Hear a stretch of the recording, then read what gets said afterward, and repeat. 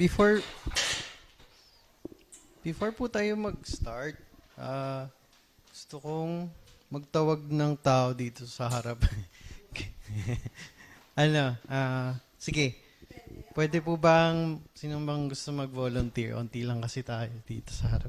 Sige, dito ka. Tayo ka dito. Hindi ako sasayaw, ah. 3 tao po yung kailangan ko. So, Tita Stella, kasi damay ka na rin. Tsaka, siguro, si Tita Mercy. Okay. Magaganda talaga mga pinili ko. Kaya nga pinili kayo eh.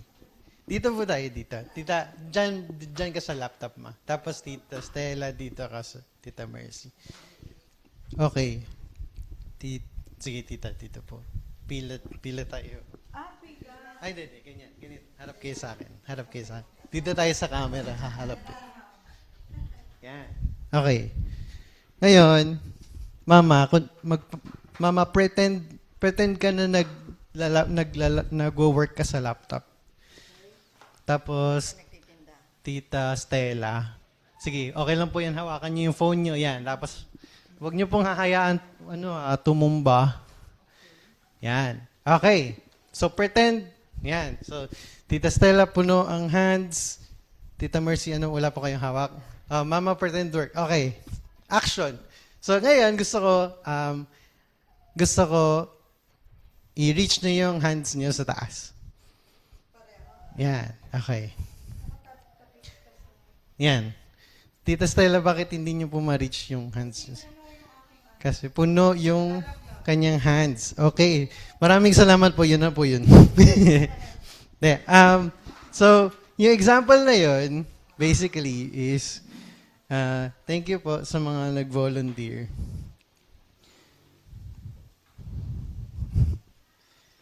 So, nakita natin na meron kasing 3 akong gustong points. Meron mga seasons sa buhay natin na puno yung kamay natin. We have full hands, we have empty hands, and we have busy hands. So, gusto ko siyang ihalin tulad sa mga pinagkakaabalhan natin sa buhay. Minsan yung full hands, masyado tayong, I would say, let's just say na pag full yung hands natin, marami tayong blessings. Si Tita Stella, marami siyang grocery.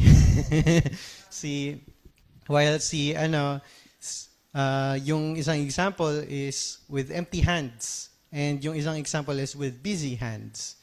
And so, meron 3 different na seasons. Ito yung nag-represent sa mga seasons natin sa buhay. Minsan may time tayo na marami tayong blessings, may time na wala tayong kahit ano, at may time na sobrang natin daming ginagawa, sobrang busy natin. Lahat to, wala namang masama. Wala namang masama sa seasons na to, na nangyayari talaga siya sa buhay. Minsan, marami tayong blessings, not wrong. Marami tayong, or wala at all, hindi rin siya masama. It can make you realize na wala kang ibang pwedeng gawin kundi mag-reach upwards kay God. And minsan busy yung hands. Marami tayong responsibility, marami tayong work, maraming planning na nangyayari. Hindi to lahat masama. Gusto ko sanang basically sabihin na lahat tayo, may mga seasons sa buhay natin, may mga times sa buhay natin na ganito yung itsura. Meron tayong full hands, meron tayong empty hands, meron tayong busy hands in different times in our lives. Pero hindi 'di ba kanina nung reach upwards ko si Tita Stella hindi kaya kasi marami siyang dala. Si Tita Mercy kaya kasi wala naman siyang hawak si Mama, kailangan niyang ihinto yung pag-pretend work niya para makapag-reach upwards siya. And maybe depende sa atin po sa mga nakikinig na meron siguro tayong iba-ibang seasons na pinagdadaanan ngayon. Na whether meron tayong empty hands or meron tayong full hands or meron tayong busy hands. And gusto kong itanong sa atin na paano kung nagbago? Paano kung, let's say, marami tayong blessings ni God sa buhay na pinanghahawakan natin. It's almost full. Ang hirap, minsan nakakalimutan natin mag-reach upwards to even thank Him, di ba? Pero paano kung nagbago lahat yun? And yun yung gusto kong pag-usapan natin today. A disciple that trusts God faithfully. In this teaching, gusto kong pag-usapan natin ng story ni Job. So, medyo, kung familiar kayo sa story ni Job, mabigat to. Mabigat to na may pagka-theological pa nga. Pero, tatry kong simplihan para sa ating lahat para meron tayong maiintindihan sa ngayong Sunday. And let's pray. God, thank you po sa araw na to at salamat po sa opportunity again na ako po yung makakapagturo. I-bless niyo po ako na sa aking mga sasabihin ay mabless ko rin po kayo. At tulungan niyo po ibukas ang aming mga puso at tenga upang makarinig ng inyong salita at maintindihan ito. Bigyan niyo po kami ng discernment at huwag niyo po hayaan na may iba akong sabihin. Gusto ko lang po, Ama, na sabihin na ituro ang inyong salita at tulungan niyo po ako. In the name of Jesus Christ, Amen. So, sa story ni Job, hindi ko ito bubuuin kasi isang buong chapter to eh. Pero start tayo, sino ba si Job? In Job chapter 1, verse 1, there was a man in the land of Uz whose name was Job. And that man was blameless and upright, one who feared God and turned away from evil. Yan, yun yung description ni Job. Blameless siya and a righteous person. He feared God and he always turned away from evil. Verse 2, there were born to him 7 sons and 3 daughters. He possessed so many possessions, 7,000 sheep. Isa lang nga yung namin, yung aso namin, hirap na hirap pa kami.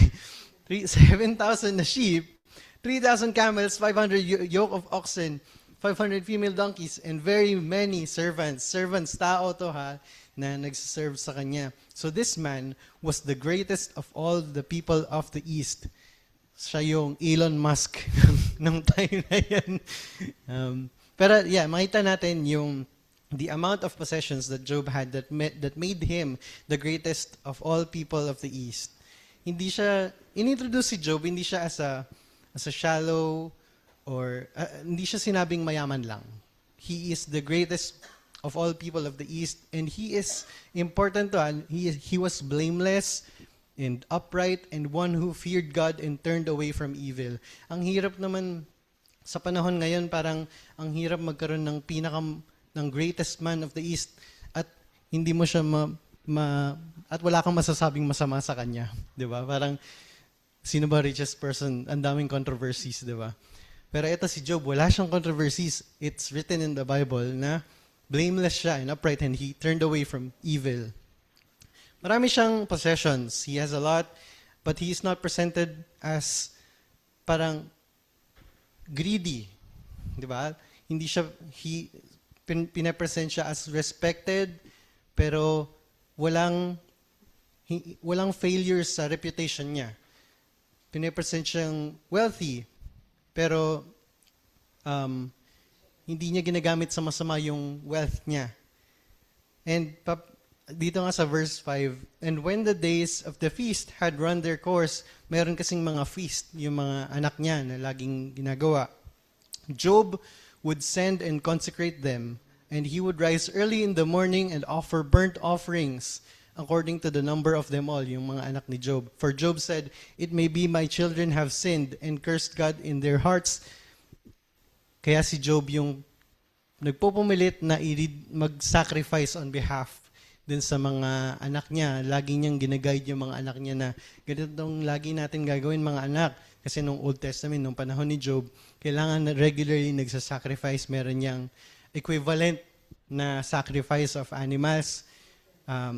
Depende sa sin. So, laging ginagawa ni Job yung he makes sure na kahit yung, including siya, at yung lahat ng mga anak niya, na laging nagsasacrifice, na laging they walk uprightly. Yun. He never turned away from evil even sa mga anak niya. And dito, we're gonna jump into a different scene. Sa book na to, sa book of Job, meron isa pang scene na nangyayari on the background. Sa Job chapter 1 verse 8, ito yung dito, makikita natin, tingnan natin, basahin natin. And the Lord said to Satan, have you considered my servant Job, that there is none like him on the earth, a blameless and upright man who fears God and turns away from evil? Ngayon, merong scene dito sa book of Job na in the heavenly courts na nag-uusap si Lord, yung angels, at nandito yung accuser named Satan. Ang point ng court na to, supposedly, was to make sure mag-report sa kanya yung mga angels kay God dun sa mga nangyayari sa mundo. Ngayon, pumunta si Satan at sabi niya kay God. Then Satan answered the Lord and said, does Job fear God for no reason? Have you not put a hedge around him and his house and all that he has on every side? You have blessed the work of his hands, and his possessions have increased in the land. Sabi ni Satan, paano hindi magiging righteous si Job? Tignan naman kung anong meron siya. Yung buhay na meron siya, yung possessions na meron siya, wala siyang problema, komportable siya. God. So, ang challenge ko sa'yo, tanggalin mo lahat yan. Tignan natin kung anong magiging fate ni Job sa'yo. Verse 11, but stretch out your hand and touch all that he has, and he will curse you to your face. Yun yung sabi ni Satan. So yung point ni Satan, kung wala yung possessions ni Job, wala yung fate ni Job sa'yo. So what happens? Sabi ni God, and the Lord said to Satan, behold, all that he has in your hand, only against him, do not stretch out your hand. So basically, sinabi ni God, sige, kunin mo. I give you permission to take away yung possessions ni Job so that we can see kung gaano ka-faithful si Job. Yun yung naging context. Now, mind you, na itong buong conversation na to, hindi to naririnig ni Job, tayo kasi reader tayo eh. Nakikita natin yung dalawang sides pag nanonood tayo ng movie. Pero, ilagay natin yung sarili natin sa shoes ni Job. Wala tayong alam kung ano yung nangyaring conversation. Hindi man lang natin alam na may ganito palang mangyayari, may ganitong plano, may ganitong usapan si God at Satan. So, in a single day, ang ginawa ni Satan, habang nasa bahay si Job, pinatay lahat ng livestock, yung possessions niya, may mga pinatay na servants. Ayan. So, ang nangyari is, habang nasa bahay si Jacob, may isang servant na tumakbo. Sabi, Lord, Job, lahat ng sheep nyo, nasunog, namatay, pinatay. Tapos habang nagsasalita yung isang servant na yun, may dumating na isang pang servant. Sabi, Lord, yung mga servant nyo, pinagpapanamatay. Tapos meron pang isang servant na tumatakbo, sabi, Lord, Job, yung mga anak nyo, habang nagpa-party sila sa bahay nila, may isang malakas na hangin na nag-collapse yung wall, namatay lahat ng anak nyo. So, sabay-sabay, in one day, ito yung news na dumating kay Job. And actually kasi madali lang ako magturo, yung tone ko, hindi siya ganun kabigat. Pero kung babasahin niyo yung Book of Job, and I encourage you, medyo mabigat talaga yung mga nangyari, mga turn of events dito. Chapter 1 pa lang tayo. Hindi naman natin babasahin lahat. Pero in Job chapter 1 verse 20, ang naging response ni Job, then Job arose and tore his robe and shaved his head and fell on the ground and worshiped. And he said, naked I came from my mother's womb, and naked shall I return. The Lord gave, and the Lord has taken away. Blessed be the name of the Lord. And in all this, Job did not sin or charge God with wrong. Grabe yung response ni Job. And I imagine hindi ito yung una niyang sinabi. Siguro yung mga sinabi niya nung una. Ano? That's crazy. Ako pala yun. Pero, di ba, syempre magugulat muna siya. Pero ito yung naging response ni Job. In verse 22, in all this, Job did not sin or charge God with wrong. Tayo, di ba, una natin sasabihin, bakit ganito nangyari, God? Ano yung nagawa mo? Parang may sisi pa tayo, di ba? Now, so, what happens dun sa heavenly courts? Di ba, ano yung point na gustong ipaano ni Satan kay God? Ngayon, meron tayong back to the scene.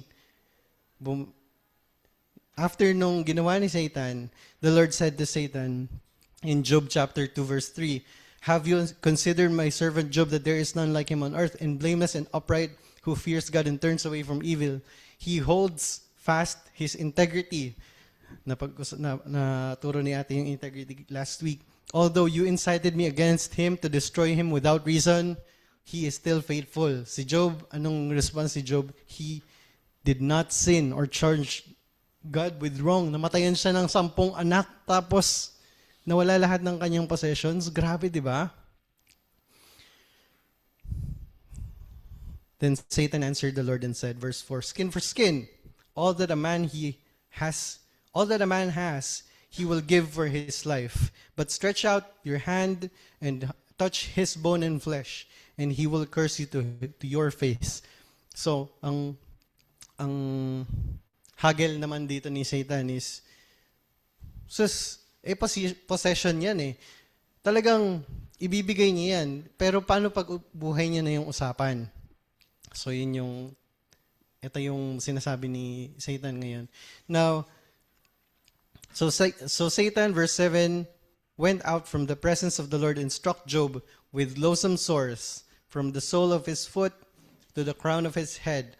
So, buong katawan ni Job, merong sore, di ko alam kung paano siya i-describe pero sugat. Yan, sugat. Pigsa. Yan, or galis.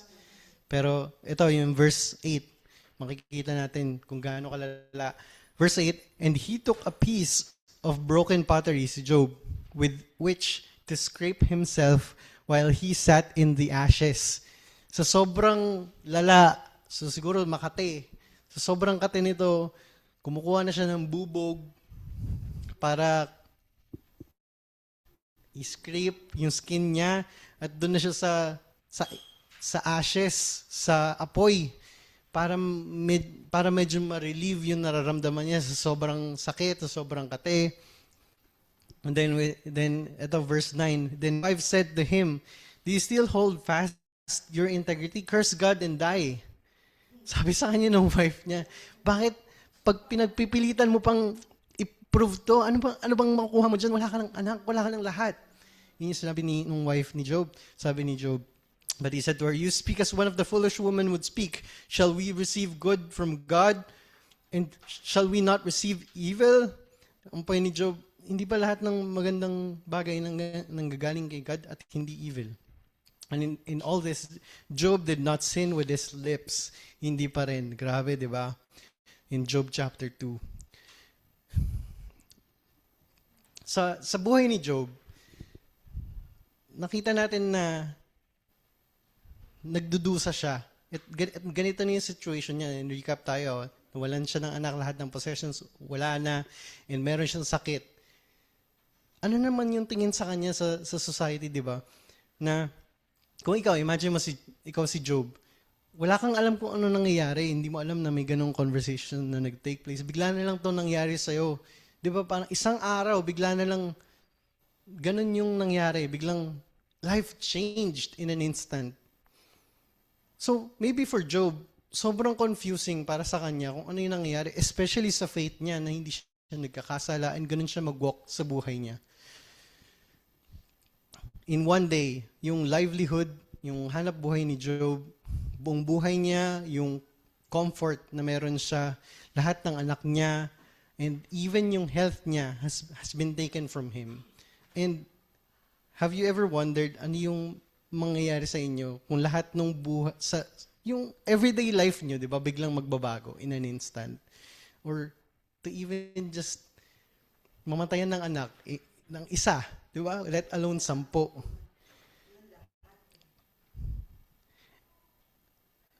When ang dami mong, di ba, from having so many blessings, so much to be thankful for, and then go through a terrible tragedy, what happens to your faith then? Na kung ikaw na lagi ka nagpapasalamat sa Diyos sa biyaya na meron ka, and then have it all be gone in an instant, di ba? Paano ka mag-respond? How does your faith look like when we have nothing? In Job chapter 1, balik tayo dun, yung mga naging response ni Job, di ba? And in all this, Job did not sin or charge God with wrong. Hindi siya maliit na bagay yung nangyari kay Job. Di ba? Like, kailan ba kayo naging sobrang in despair na pinunit niyo yung damit niyo? Never pa ako nakapunit ng damit sa inis ko.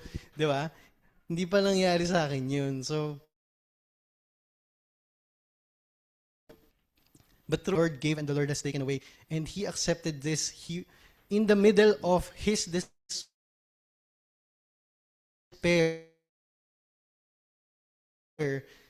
ito yung nararamdaman in control. Yung faith niya, He accepted that. He deserved nothing. Ay, sabi niya, naked I came from my mother's womb, shall I return. Grabe. And sometimes, pag faith yung usapan, kasi pa na, Job is not calm, hindi siya nagpe-pretend either na okay lang ang lahat, kundi in the middle of his despair, in the middle of all his pain, ito yung response niya. What kind of a person Job is. Pero si Job, naglalament siya throughout the book of Job, ha? Nag-wrestle din siya kung ano yung nangyayari sa kanya. Di ba sobrang confused niya, bakit biglang ganito yung nangyari? After having all these blessings from God, di ba, meron pa siyang routine na every feast, he consecrates yung mga anak niya. And now, his hands became empty. When you have nothing talaga, like, we will have moments in life na parang sobrang desperate na tayo at sobrang hopeless. When you have nothing, I'll argue that it's easier to come to God. Kasi wala ka ng ibang pwedeng gawin kundi. Wala ka ng resources eh. Wala ka ng ibang bagay na ile-leverage mo to take control of things. And pag na-realize mo na wala ka ng ibang pwedeng gawin, the only reasonable thing to do is to come to God, to pray to God, and to hope that He delivers you. And this is what Job was going through. And even before na marami siyang blessings, he always comes to God.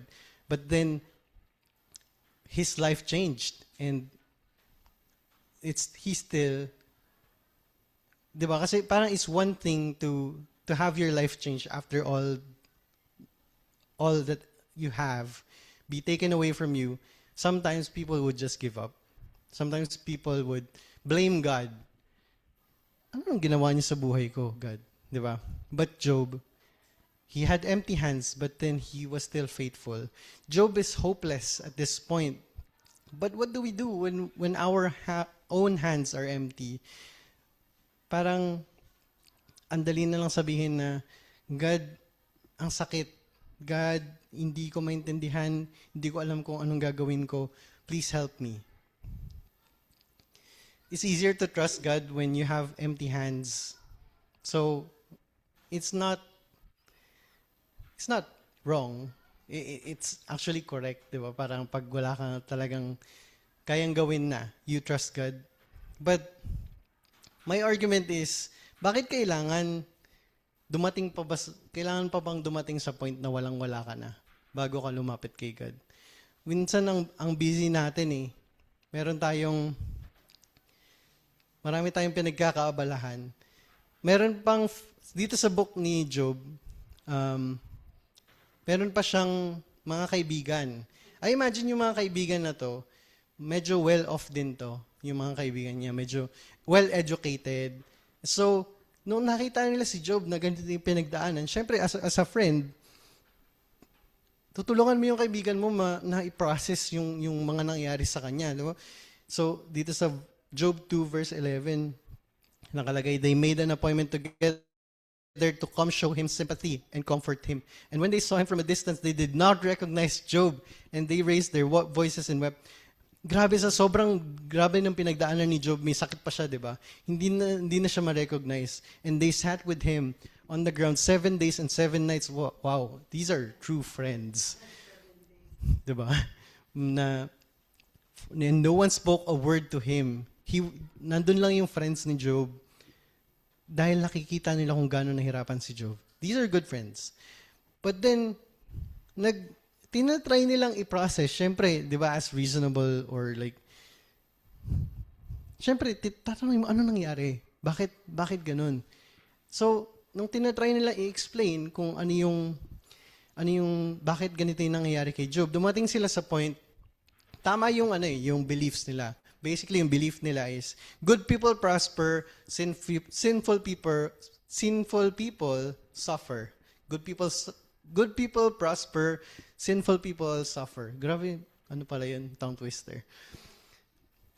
So, tama yun. Pero, therefore, kung si Job nagsasuffer, therefore he is sinful. But then, that doesn't make sense. Kasi si Job, dinescribe siya ni God na blameless and upright and he turned away from evil. So it doesn't make sense. Alam din ni Job na hindi siya nagkasala. Bigla na lang nangyari sa kanya yun. Diba? And as the conversations continue between these friends and Job, si Job, dinidefine niya na rin yung sarili niya dahil alam niya sa sarili niya na hindi siya nagkasala. Alam niya na, so tinatanong niya si God, bakit, ano ba talaga yung nangyari? Ano ba yung nagsa-start na magtanong si Job? Paano ba nangyayari sa akin to kung hindi naman ako nagkakasala? Ano ba yung justice system na meron kayo, God? And dito nagsa-start yung buhay natin na yung mga questions natin na bakit hinahayaan ako ni God mahirapan? So, in around Job chapter 23, sabi pa ni Job, dito sa screen, verse 3, Job 23 ito Oh, that I knew where I might find God, that I might come even to his seat. I would lay my case before him and fill my mouth with arguments. I would know that he would answer and understand what he would say to me. And all this time, ito marami nang nangyayari kay Job na may sakit na siya, ang tagal na ng panahon, at ganun pa rin yung situation niya. Sobrang, di ba, parang sabi niya, kung alam ko lang kung nasan si God, pupuntahan ko siya at ipepresent ko yung mga nangyayari sa akin para makita niya, para maintindihan ko, ano ba nangyayari, God? Di ba tayo pagka may mali lang sa in-order nating french fries, malamig lang, pupuntahan na agad natin yung manager. Or, pupuntahan na agad tayo sa counter, makikipag-reason tayo. Pwede po bang pakipalitan yung fries kasi malamig na yung sinerve nyo? Or, di ba may mga taong pumupunta talaga sa government office para magreklamo? Kasi, ganun tayo Kailangan natin ng reason bakit nangyayari sa atin tong bagay na to. And Job was going through so much pain that he got to this point. He was lamenting to God na, I need to speak to God kasi kailangan ko malaman bakit niya to ginagawa sa akin. And dumating nag-respond si God through a whirlwind. Nasaan na ba? Wait lang po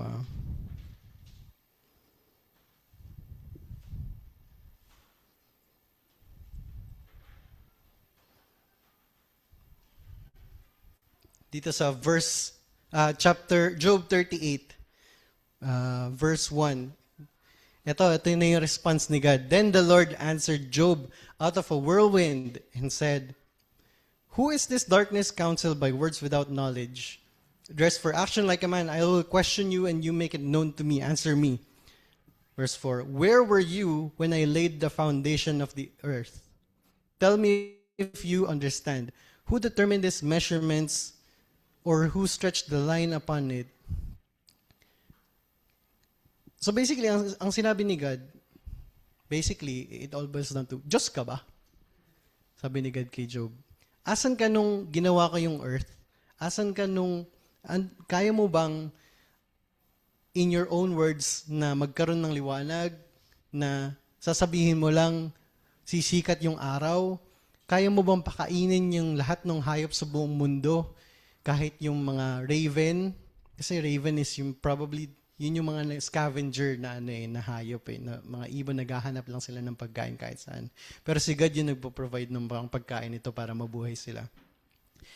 Hindi dinismiss ni God yung naramdaman, yung pain ni Job. At hindi rin niya sinabi na may ganitong usapan dun sa kingdom court, sa heavenly court. Pero pinakita ni God na kahit totoo yung nararamdaman ni Job, yung view niya na naghahanap siya ng reason, sa atin din naghahanap din tayo palagi ng reason. Gusto ni Job na merong justice, that sinful people suffer and good people prosper. Mali, hindi siya mali, di ba? Na tama naman, that's how justice works. But this is not how the world works. Sa dinami-dami ng variables na mga nangyayari sa mundo, hindi natin maiintindihan kung paano kumikilos si Ama all the time. Bakit may bagyo? Bakit may mga namamatay sa bagyo? Bakit bumabaha? And we can say, kasi hindi ginamit na maayos yung budget sa flood control. Hindi, we can say that. That's a fact. Pero hindi rin yun yung reason kung bakit namamatay yung mga tao, di ba? Sobrang daming decision ng tao that hindi naman sa walang control si God, pero we cannot explain why these things are happening. And that's what God is saying. Andito ka ba? Bilang mo ba yung buhok ng bawat tao sa mundo?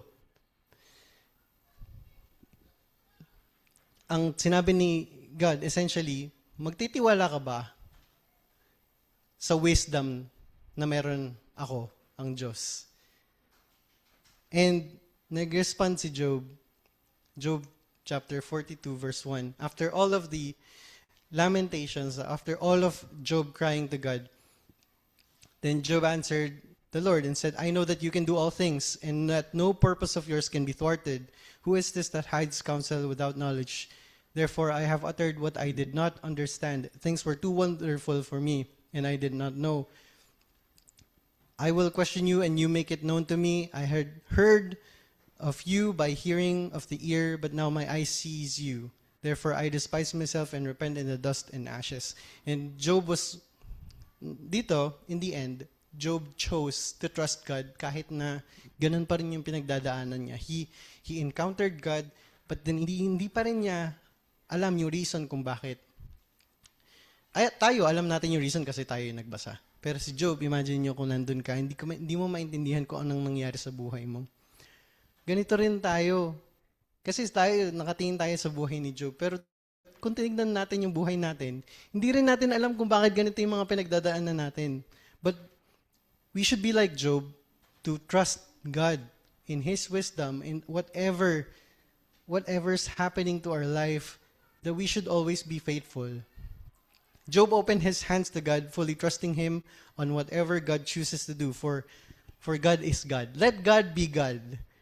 His ways are far unimaginable and incomprehensible for smart people like us. Like tayo kasi, matalino tayo eh. Di ba? Pero it's kind of funny na kahit sa talino natin, kahit kinain na ni Adam at Eva yung fruit of the knowledge of good and evil, alam mo na yung tama't mali, hindi mo pa rin maintindihan kung bakit ganito yung nangyayari. Sa sobrang vast, ng knowledge ni God, hindi talaga natin maintindihan. And this book doesn't have the answers to any of our questions or to Job's question. But then Job chose to trust God. And let's open our hands to God. Pag sinabi kong open our hands, hindi ko sinasabing mangarap tayo, or hindi ko sinasabing tumigil tayo mangarap sa magandang buhay. Hindi ko sinasabing i-refuse natin yung mga good blessings. Hindi ko sinasabing we shouldn't work hard, we shouldn't be busy. Hindi ko sinasabing mag-pretend tayo na okay tayo kahit sobrang grabe na yung pinagdadaanan natin. Later on, si Job will be restored by God in the later end of the book. God restores Job with his blessings and gave 10 more children to Job, times 2. And it doesn't mean na namatayan talaga siya ng anak. Yun yung mga pinagdaanan niya. Pero Job gives us a picture of how faith is tested. And it will happen to us in our lives. And that's why I encourage you to always have open hands. Not busy, not too busy that you can't take a moment to come to God. Not too full of hands na hindi mo na mataas yung kamay mo. We will have seasons in life na marami tayong blessings. And we will have seasons na it will be painfully empty and hopeless. And hindi natin mapipili kung kailan dadating yung mga times na yun. So, let's try to always practice that even if ano yung pinagdadaanan natin, kahit maganda or kahit mahirap, let's trust God in all kinds of seasons in our lives.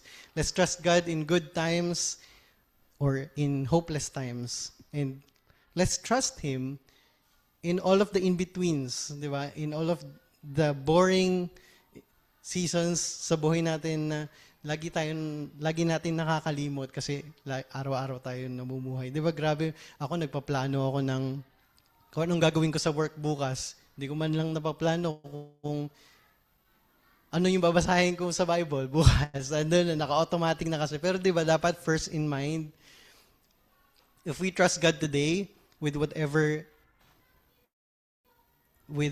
is gonna be in our hands tomorrow, di ba? The returns are far beneficial to us. Kahit na, di ba, if your hands are full today, you have more than enough reason to praise God and thank God and get closer to Him. Kung empty, maybe it's a good idea to surrender to God. Maybe it's more than enough reason to do the same, to praise God. Di ba? Katulad ng ginawa ni Job.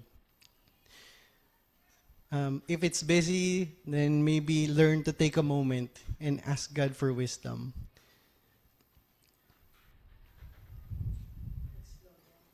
Slow down.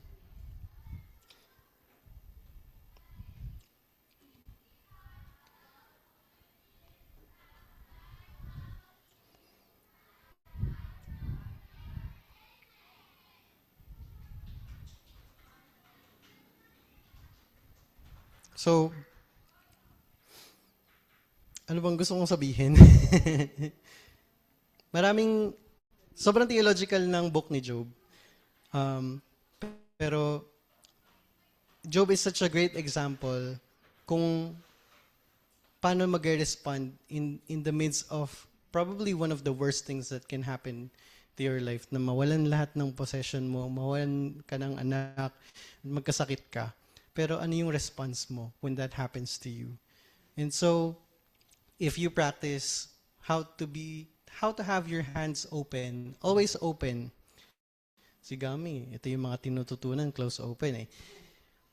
Pero paano kung laging open yung hands mo? Kahit puno yung meron ka, kahit puno ng blessings yung buhay mo, or kahit wala, But if you practice having open hands, then you will always find your way to God. And hindi natin alam kung, alam mo yun, kung ano yung mga mangyayari sa buhay natin. Pero good or bad, we should always trust God faithfully, like Job. And yeah, let's pray.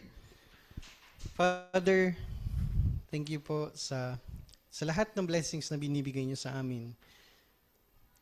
And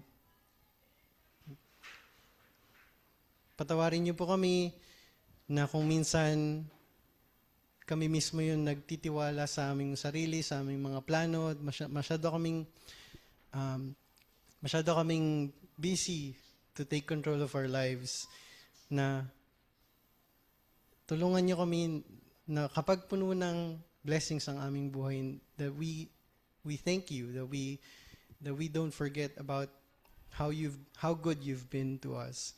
At kung empty po ang aming hands, help us grieve, help us process, help us survive, and help us without